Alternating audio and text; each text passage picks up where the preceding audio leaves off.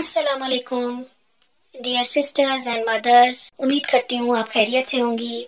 बच्चों की pencil holding, बच्चों की पेंसिल मूवमेंट, फिंगर मूवमेंट, हम इनको कैसे इम्प्रूव कर सकते हैं, हम इनको कैसे करेक्ट कर सकते हैं, उनके लिए आपको डिफरेंट टिप्स पीछे 2 क्लासों में दी हैं। अब आगे चलते हैं कुछ और एक्सरसाइजेस की तरफ, कुछ और एक्टिविटीज की तरफ। बच्चों को पेंसिल कैसे पकड़ना सिखाएं, बच्चों की फिंगर मूवमेंट कैसे ठीक करवाएं। अगर हम पेंसिल पकड़ा कर हम बच्चों से कहेंगे कि वो कुछ उससे लिखें, खुद से लिखें या कुछ बनाएं, तो उनको बहुत मुश्किल पेश आएगी इसमें। तो ऐसा हो नहीं सकता कि वो बिना सीखे को बिल्कुल स्ट्रेट लाइनें खींचने लग जाएं या स्ट्रेट लाइन बनाने लग जाएं, को डिफरेंट शेप्स बनाने लग जाएं। ऐसा हो नहीं सकता, क्योंकि बच्चों को जो काम आता नहीं है, जो काम सिखाया नहीं है, वो उनको आ नहीं सकता। सबसे पहले तो उनको प्रेशर लगाना नहीं आएगा, यानी पेंसिल को पकड़ के उनको प्रेशर से काम करना नहीं आएगा, उसको होल्ड करना नहीं आएगा। उसको जब होल्ड करना नहीं आएगा तो बच्चा लिख नहीं पाएगा। उसको लफ्जों की, लेटर्स की, नंबर्स की, हरूफ तहजी की उनको फॉर्मेशन नहीं आएगी। और जब हम उनको बाय फोर्स ये सब कुछ करवाने लगेंगे तो वो उनका इंटरेस्ट खत्म हो जाएगा, वो बहुत जल्दी थकने लग जाएंगे। जब वो थक जाएंगे तो उनका इंटरेस्ट खत्म हो जाएगा। तो इसके लिए आप सबसे पहले ये काम करें कि उनका इंटरेस्ट डेवलप करें। और इस काम के लिए आपको ऐसी एक्टिविटीज करवानी है जो बच्चा जिनमें इंटरेस्ट ले, जो काम करना बच्चे को अच्छा लगता है। उसके लिए आप सबसे पहले घर में जो करवाएंगी उसमें आप बच्चों को डिफरेंट तरीकों से उनको ट्रेसिंग करवा सकती हैं। अब सवाल ये पैदा होता है कि ट्रेसिंग कैसे करवाएं।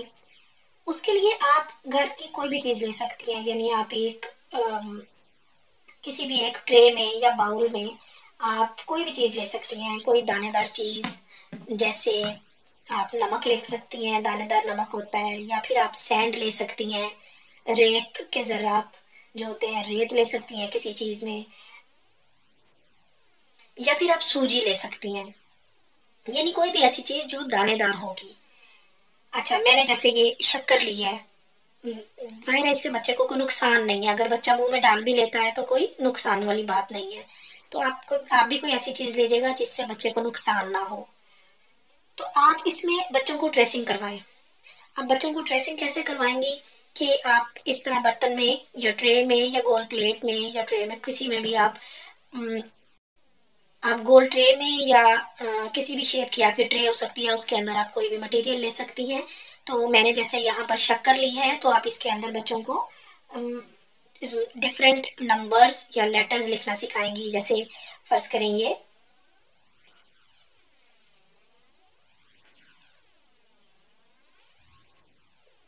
इस तरह लिखना सिखाएंगी बच्चों को।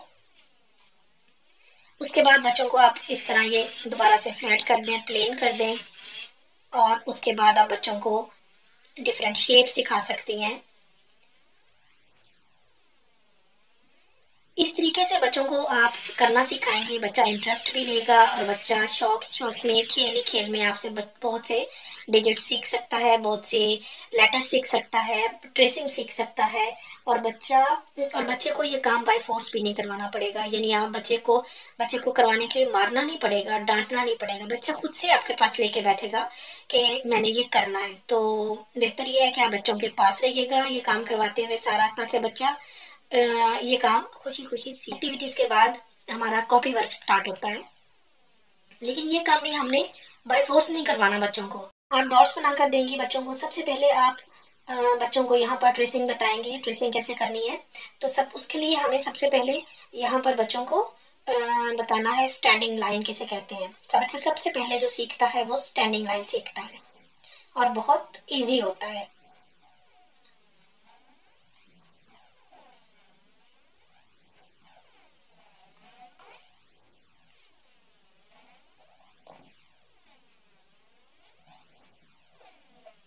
स्टैंडिंग लाइन आप सबसे पहले ऊपर ये लिखेंगी, और उसके बाद आप 2 लाइंस पे आप स्टैंडिंग लाइन बिल्कुल स्ट्रेट लाइन बनाएंगी। इस तरह आप स्केल का यूज भी, रूलर का यूज भी कर सकती हैं। इस तरह स्टैंडिंग लाइन बनाएंगी और बच्चों को बताएंगी कि this is standing line, standing line. और अब आप नीचे बच्चों को टू ड्रॉप्स डॉट्स डाल के देंगी। आप डॉट्स लगा के देंगी और बच्चा इसके ऊपर पहले डॉट टू डॉट लिखेगा और उसके बाद बच्चे को फिर आप एक एक डॉट लगा के देंगी।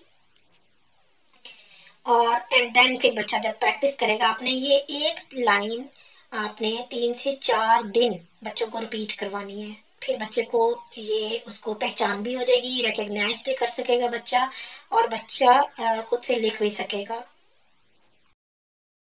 लाइन के बाद आप अगली लाइन, नेक्स्ट लाइन जो है वो आप बच्चों को सिखाएंगी कि स्लीपिंग लाइन। आप बच्चों को ऊपर लिख के देंगे।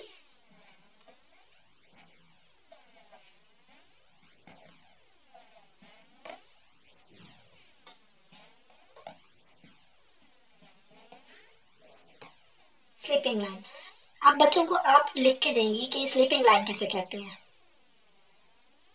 This is sleeping line. आप इस तरह बच्चों को बताएंगी, this is sleeping line, this is sleeping line, this is sleeping line. And then आप नीचे दो दो डॉट्स लगाएंगी। 2 डॉट्स बच्चों को पहले 2 डॉट्स पे सिखाएंगी एंड देन आप 1 dot लगाएंगी।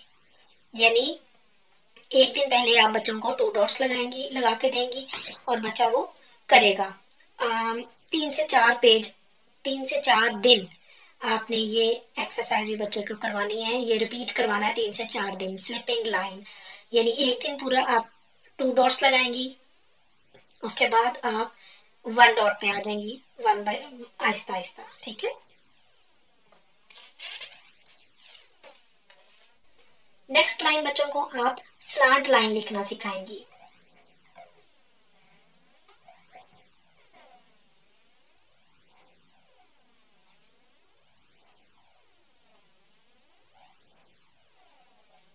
Slant line. This is slant line.